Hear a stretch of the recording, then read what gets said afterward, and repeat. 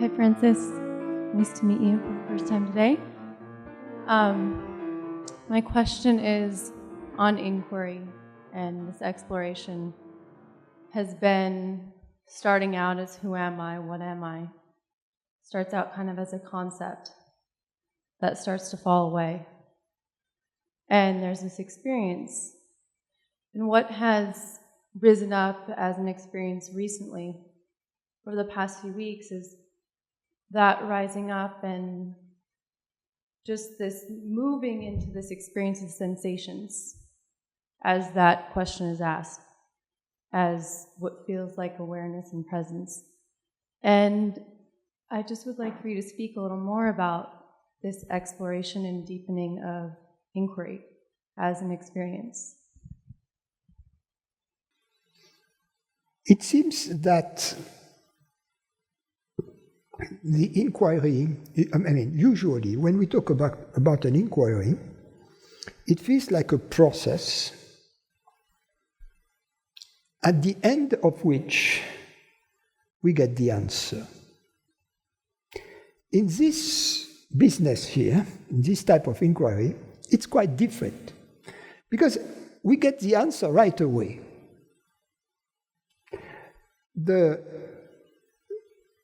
The question, what am I? The answer is very easy. I am that which is hearing these words in this moment. In this moment, these words are being heard.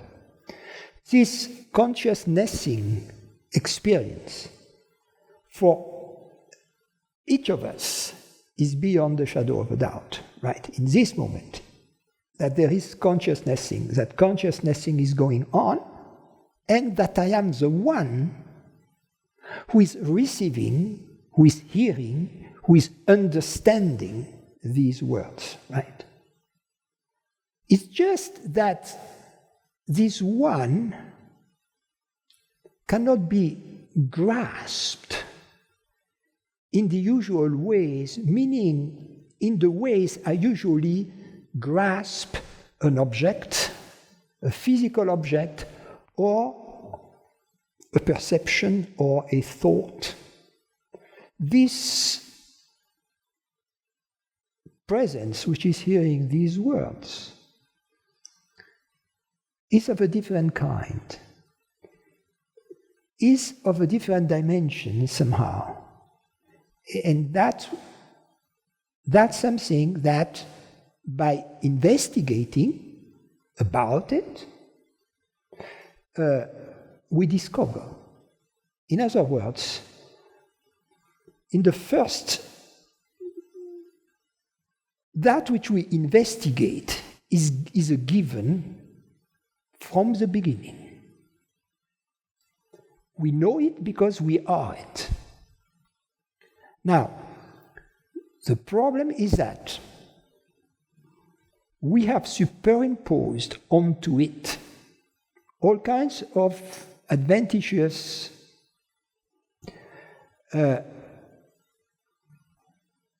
limitations, qualifications that don't really belong to it.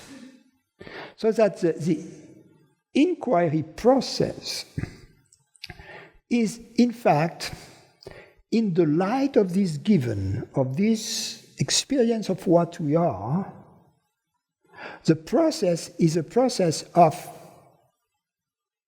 discounting, eliminating all these false superimpositions. That's how it works. So there is no, and as a result, there is no end of this investigation. It's not like the detective trying to find the one who has done it, and at the end, okay, that's John Doe here who did it. No. We know from the beginning John Doe.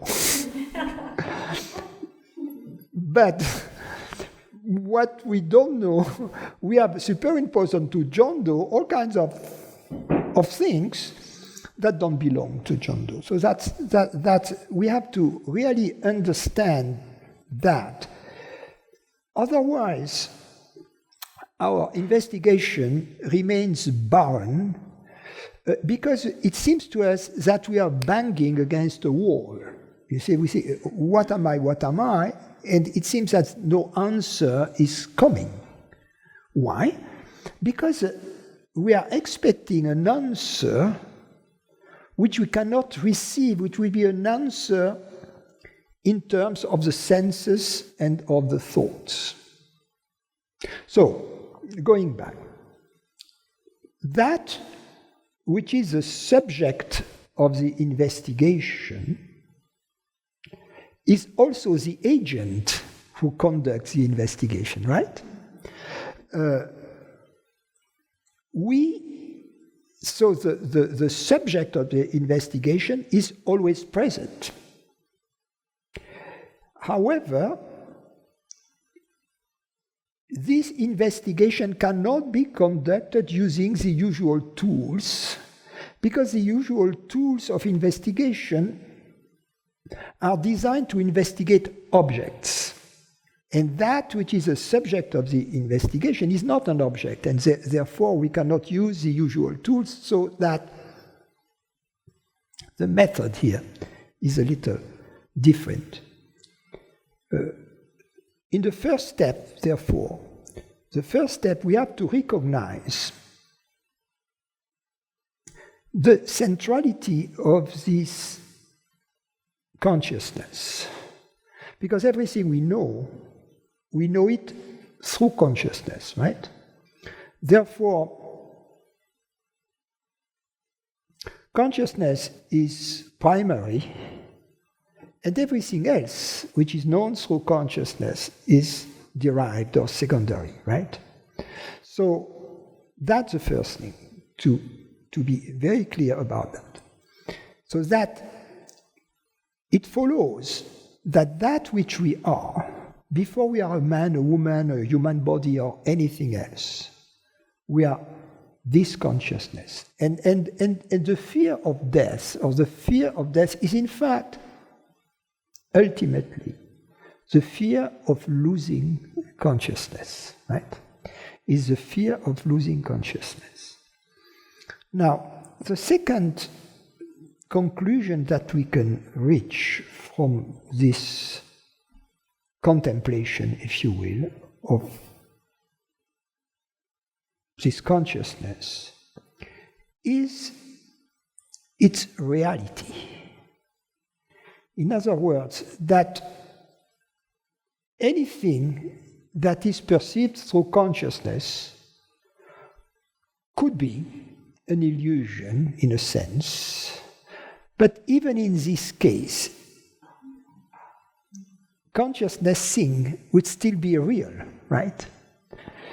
For instance, the content of our night dreams reveals itself to be an illusion as we wake up. However, our consciousness thing or witnessing of the night dream wasn't, right? So it follows from that consciousness is at least as real as everything it perceives. So the level of, it's like in mathematics, greater than or equal to. So consciousness in terms of reality is greater than or equal to anything else we perceive. That seems obvious, right? That seems self-evident. However, it is in stark distinction with everything we have learned, everything which the world around us believes, everything which is taught in our universities, right? This very simple experiential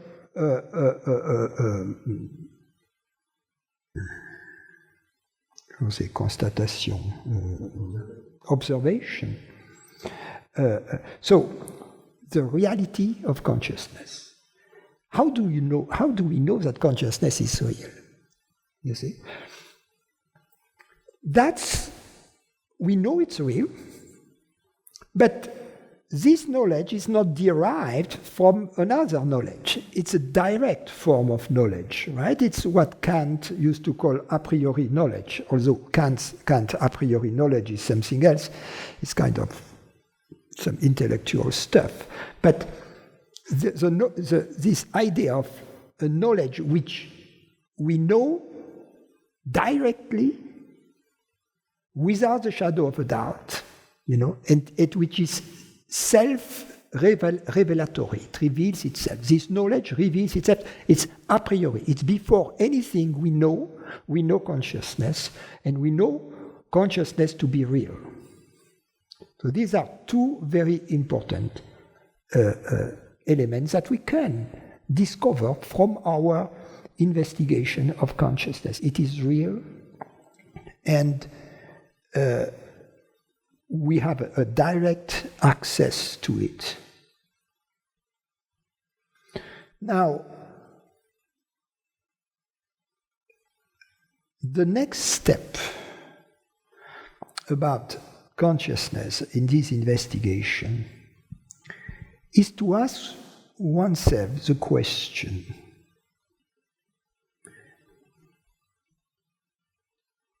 is there any evidence that this consciousness is limited or conditioned in any fashion? You see, is there any evidence, for instance, that consciousness is conditioned by time or limited by time, that it is subjected to time or subjected to space? Is there any evidence that consciousness, for instance, is localized in space? Now, many people would say, oh yes, consciousness is localized in space because it is localized in human bodies. Because I can make a distinction between this table, which is unconscious, and this human body here, who is conscious.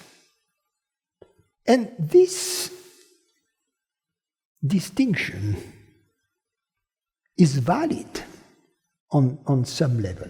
However, the trick is that the word consciousness refers to two very different experiences here. And there is a confusion. The use I have for the word conscious, we could call it absolute consciousness, it is our direct experience from inside of being conscious.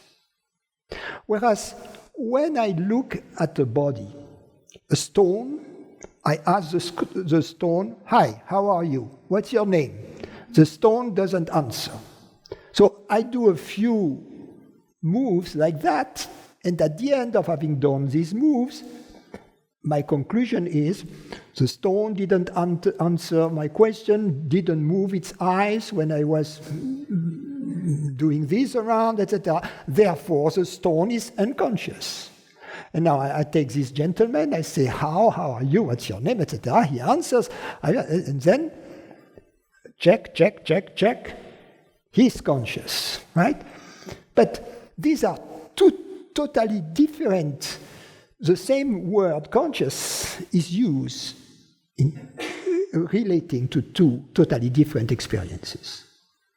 So, yes, this form of consciousness, which we should have a different word for that, call it sentiency or something like that.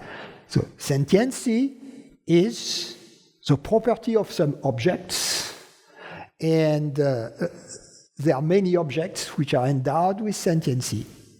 That's fine. However, consciousness is a totally different story, and although sentiency seems to be localized in objects, sentient beings, that doesn't tell us anything about the localization of consciousness. And just as consciousness is not localized in space or in skulls, we have no real experience that it is localized in time from our inner experience, or as I was mentioning earlier on, that it has a beginning in time, you see. So that's how the investigation goes on.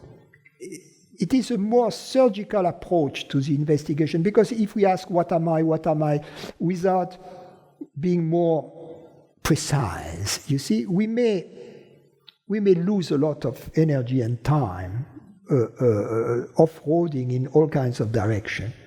So I would prefer to ask a more specific question. Once, as we have already seen, that I have established that what I am is consciousness, that which is hearing these words.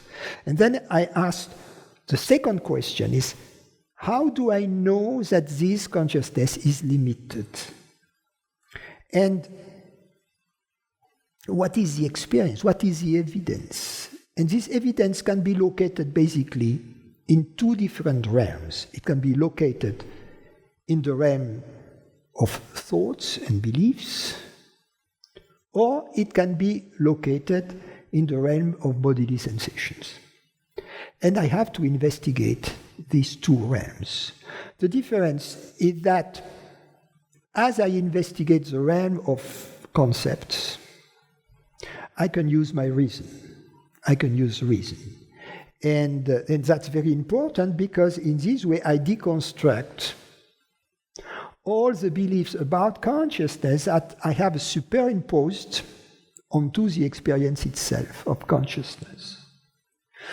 But then, even if I have totally deconstruct these belief systems according to which consciousness allegedly was limited, and I have come to the conclusion, I don't know, I am agnostic, right, which is a proper conclusion, I don't know, based upon my experience of consciousness, and I am the only one who can have this experience, I don't know whether it is limited or not.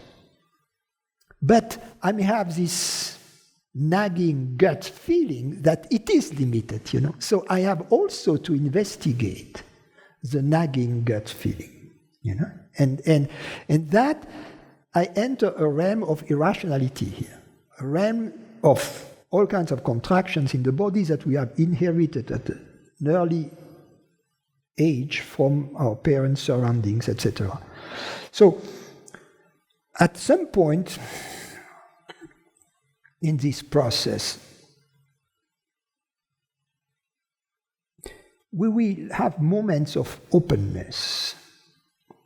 And in these moments of openness, the underlying reality of consciousness will reveal itself. It will reveal itself in the form of moments of understanding, or moments of, if you will, thinking understanding, like intellectual understanding. Yes, that's true. Oh, Francis, I heard Francis saying this. Oh, up until now, I didn't know what he meant. Now that's what he meant. Yes, that's true. You see, that's this type, and it's an aha moment, right? Yes. But there are also moments of understanding which is at the feeling level, you know, loving understanding, you know, or at the perception level, which is aesthetic understanding in a sense. And it is very important for our understanding to be well-rounded, not to be solely intellectual, or not to be solely on the level of love or on the level of beauty, but it has to encompass these three aspects, you know, the good, the beautiful, and the true, you know, the Platonician three, the big three. So, and these moments will, in these moments of availability, the true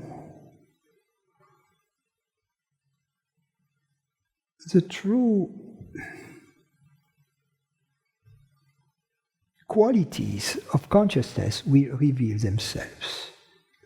And at some point,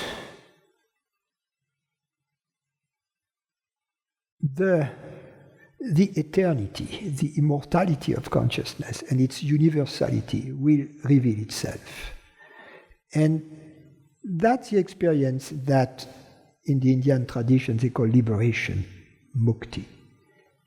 Because at that moment, we are liberated from the burden of death of consciousness. And at that moment, the identity, the true identity of consciousness reveals itself as the reality. In other words, that which is hearing these words in this moment is not a separate person, but it is the only being there is. The one being. You know, the one that Plotinus called the one being. There is only one being. And we are like this being in this moment is looking at itself through all the eyes in this room and hearing itself through all those ears. You see, we are like the cells as human bodies of these one beings. And the mountains are like our bones. But that has to reveal itself. Thank you. I mean, that aspect of inquiry, something had shifted in the last few weeks as those words were beautifully said, that as I was feeling that, noticing there was the feeling of emptiness as the inquiry shifted into something, and that there's the mind or egoic state of consciousness is used to something else, and that state of emptiness being revealed, but taking that step further of, how is this limited? In those words and that question, just seeing it, just feeling it, knowing it, that it isn't limited. And when there is that experience in the body, it's coming from somewhere else and not that knowing. So thank you for those lovely words. The way it reveals itself is through peace and happiness. We shouldn't settle for less than peace and happiness. We shouldn't settle for some kind of emptiness, precisely, if this emptiness is not vibrant with love, peace, happiness. It's an emptiness of love where I'm like, I love this pole. And I was just walking like I was walking a trash can, like everything just is this beyond the object of just this experience of love of everything and everyone. And so it's beautiful, and thank you. Very lovely to meet you. Thank you.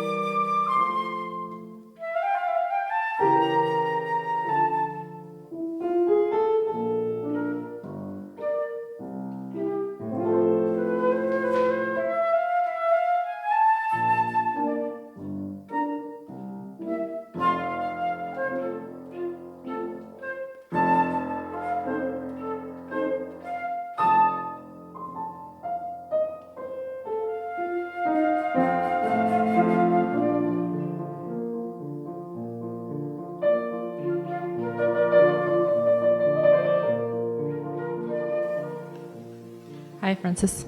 Can you hear me? Yes.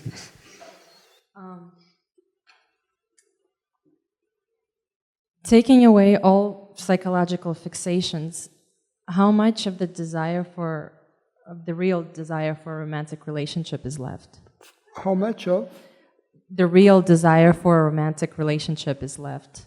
If you take away all psychological fixations, is there a real desire for a romantic relationship? Well, let's be clear about what we mean by fixation, right? Psychological fixation. I would express it differently in answering your question. Let's assume that you're happy, right? And that, in other words, that because you're happy and at peace, you don't need any compensatory type of activity. You don't need to go to the fridge to overeat. You don't need to do drugs. You don't need to overwork. You don't need to make zillions of money in your bank to feel safe. No, you are just happy the way you are. Now, still, life goes on. You are happy the way you are, but the game, the playfulness of life keeps going on. In other words, for instance, you may still have a profession. But due to the fact that your profession is not a compensation, that you are not overworking, etc., you do it out of this place of peace and happiness, you see. In the same way, you brush your teeth, you do all kinds of things. But also, you may go to concerts, you may have a nice meal in a restaurant, you may have friends. It's part of the celebratory aspect of life, you see. And what you call the romantic relationships, I would put them in this category of part of the celebration of life. We have to acknowledge that the human body, in most cases, it's not true of everybody, but in most cases, we are pack animals. So we enjoy human company up to a certain point, right? We need also a lot of space and we need to be alone, right? But we need also to have this nice, sweet exchange, which is part of the celebration. And of course, there are biological elements to it that belong to the body, just as the body needs water and food and shelter. The body is also designed to make babies. So, in slightly different ways, the biological clock ticks both in men and women in different ways, right? And but that's part also of the celebration. On top of that, so there is this biological attraction between men and women, but there is also a more subtle type of attraction, which is the attraction of the complementaries, you know, the complements, how do you say? Of the complementarities. Anyway, we men enjoy in women what we don't have, and perhaps, hopefully, women enjoy in us, you know, things that we don't have. And living together, women become a little more understanding of men, and men a little more understanding of women. It's mostly women who understand men, because to us, women, I'm afraid, they remain a mystery, which is...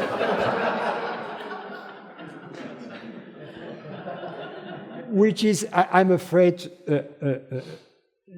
deeper than the Immaculate Conception.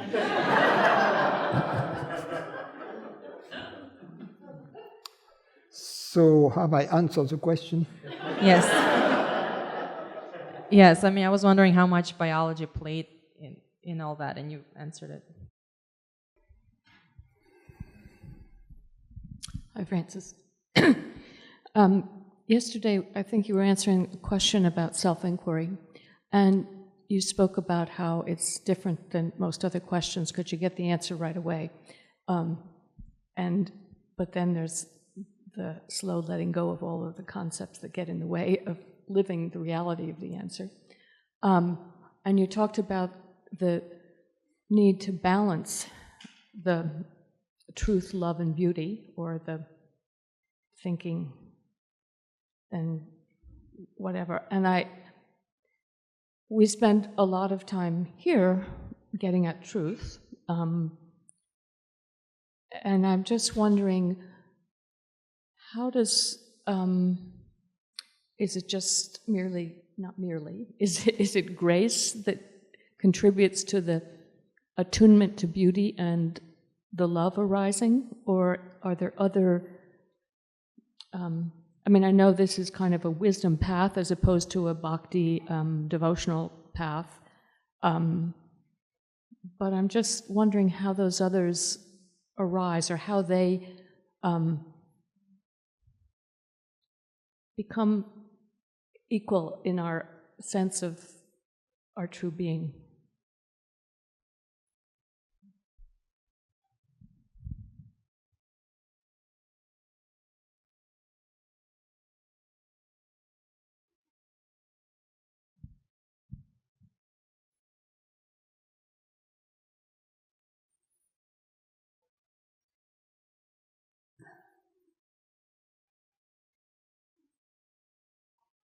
When you go to the opera,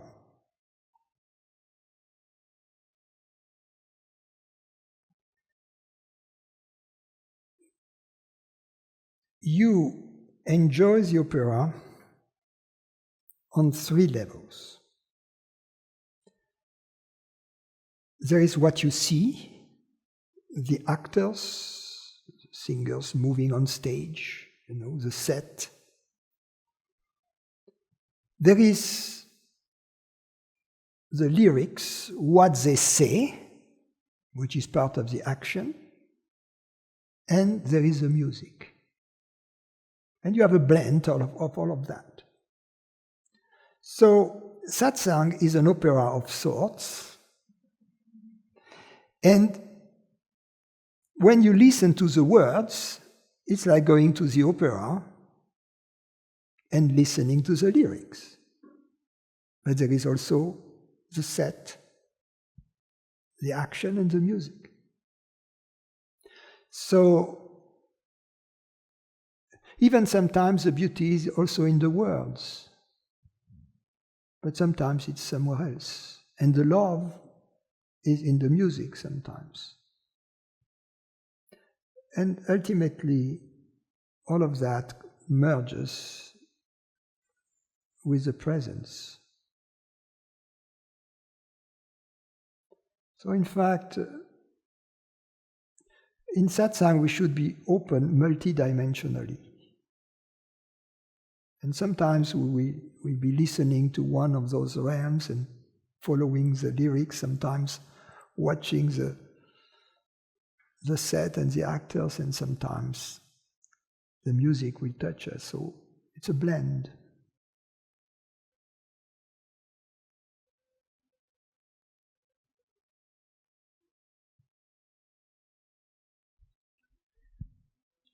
And that schooling then requires openness and attunement to all of that. Yes, yeah. It requires openness, yes, to welcoming and to create a space of interest. My teacher used to say, expecting without expecting without expecting anything in particular, to be just in this openness and in not knowing, in a sense. And it is this openness that triggers then the beautiful answer, the answer that goes to the heart. You see, it's like the openness is like the bright color of the flower and its sweet fragrance that attracts the bee. You know,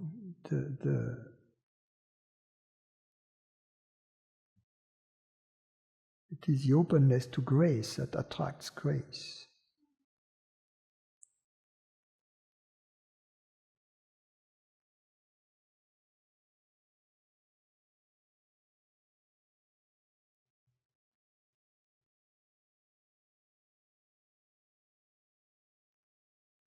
Sometimes I remember attending my teacher's satsang and having this reflection. I mean, what just happened was so beautiful that no human brain could possibly have created this thought or this answer. And I was right.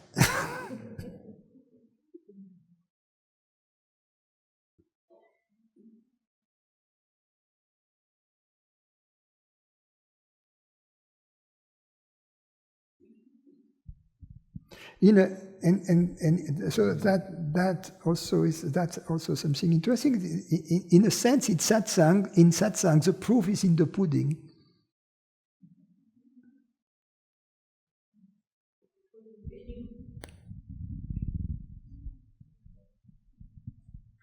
In a sense, the experience is self-explanatory. But the proof then is what arises with, what we're open to and what arises within us, or response. Yeah. Yeah.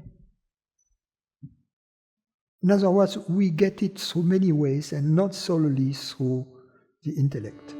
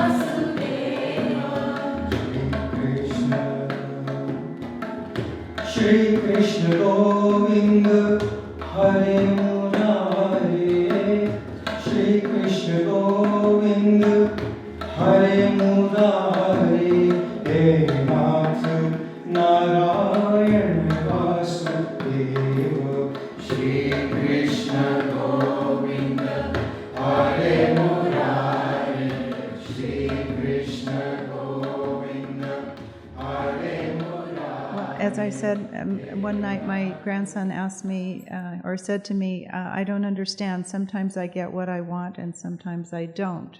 So it seems as if sometimes we ask for things in the world and they come to pass, and sometimes they don't. Mm-hmm. But that would imply that we have some power, which you're saying to some degree we don't. We have a seeming power. We have a seeming power. But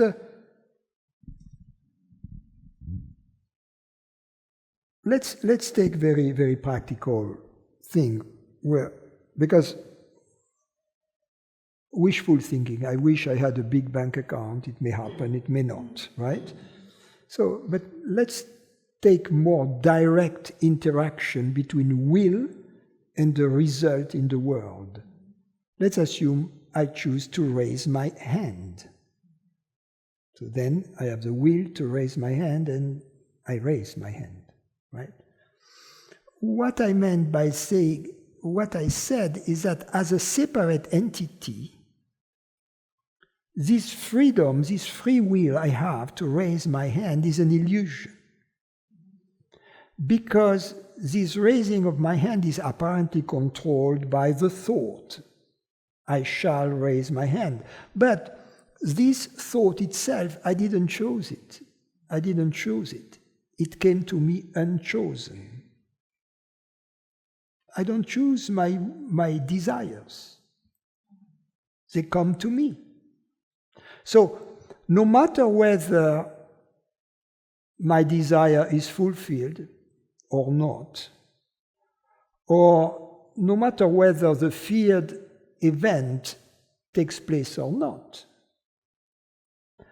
my fear and my desire came to me unchosen anyway. Because they are not mine as a separate entity. They are part of the cosmic unfolding.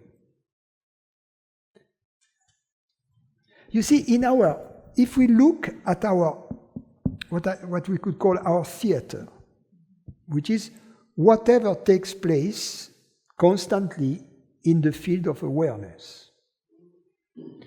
These events that take place in the field of awareness, we usually divide them into two categories. Some which are beyond our control, right? Acts of God. And others that allegedly are our creations, like our thoughts, and that we can allegedly control. That's the implication. Is it true that we control our thoughts? Right? So in fact, we have to come to the conclusion that in this inner theater, everything is an act of God, if you will. This division between whatever is under our control and whatever is beyond our control is artificial. It's not real.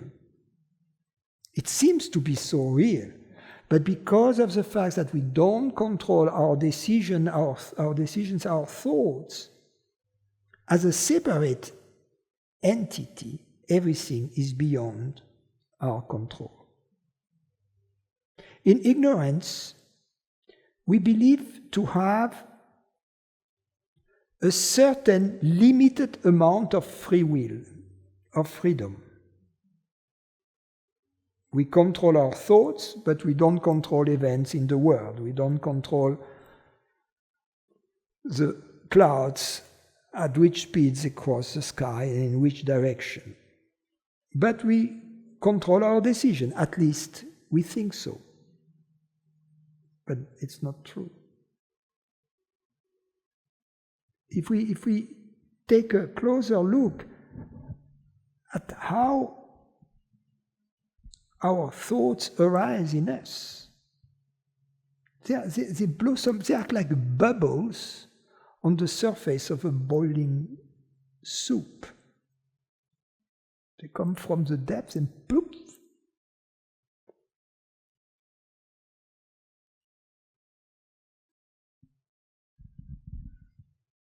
So there are phenomena. You see the point I'm making, just as we look at the soup, we look at our thoughts, at these bubbling thoughts. So we somehow attach to some of them and take not responsibility, but credit, as you said. And that's another thought. You know, the credit-taking thought is another thought. And this thought is a manifestation of ignorance, which is the belief of being a separate entity. You know, a belief is a thought we are attached to that we deem to be true and real. Once we have attached this true value to a thought, we own a belief. Now, whether we maintain this belief or not in our awareness, it remains active. Even if it disappears from awareness, it remains active in the background. In other words, once I have accepted to be a separate entity,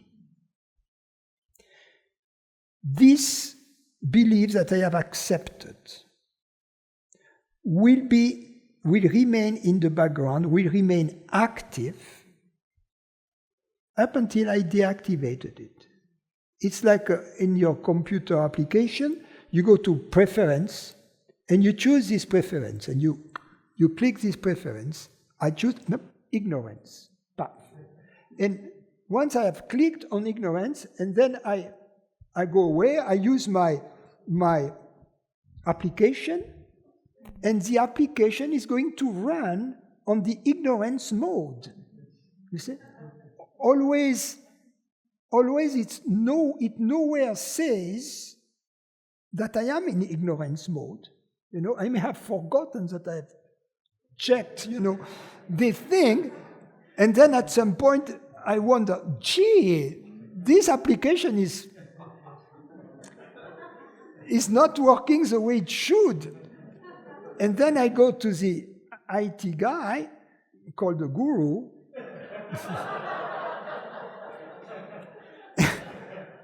who tells me, check your preference. Have you checked your preferences?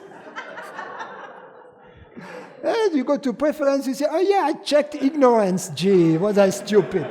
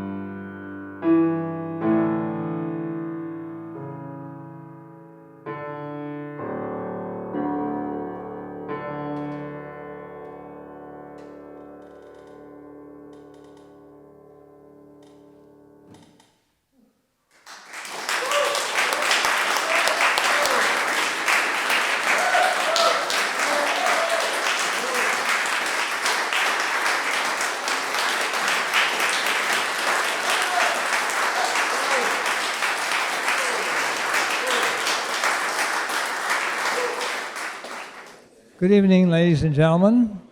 We're all set to go.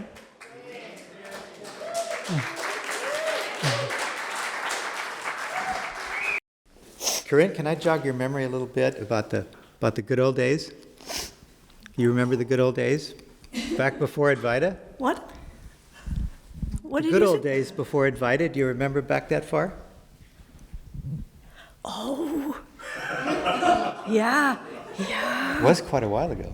Oh, yeah. Oh, when everything was so much easier. Yeah, yeah. You could look at it that way. Now I remember my beautiful house with the tie-dye curtains. Yes. And the walls were purple and this new age, like, you know, all these colors. And then there was this, with a slight touch of funkadelic. Beautiful. Far out. Yeah. Yeah, I remember that. Yeah, it was beautiful. You know, and now I must honestly say, you know, what kind of beauty is this? When everything is the same color like your toilet seat. If you've ever been accused of lying through your tooth, you might just be a redneck. If somebody tells you you have something stuck in your teeth and you pull them out to have a look, you might just be a redneck. If you think the nutcracker is something you do off the high board, you might just be a redneck. If you go, that was a good one, we all relate. If you go to family reunions to pick up women, you might just be. If you've ever made change in the collection plate, you might just be a redneck. If you walk your kid to school because you're in the same grade, you might just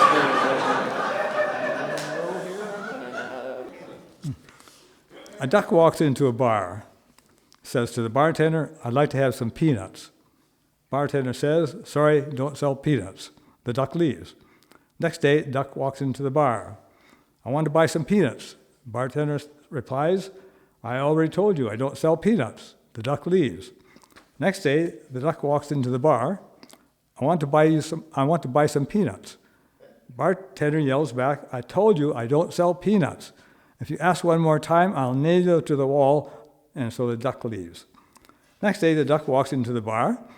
"Do you have any nails?" Bartender says, "Sorry, I don't have nails." Duck asks, "Do you have any peanuts?"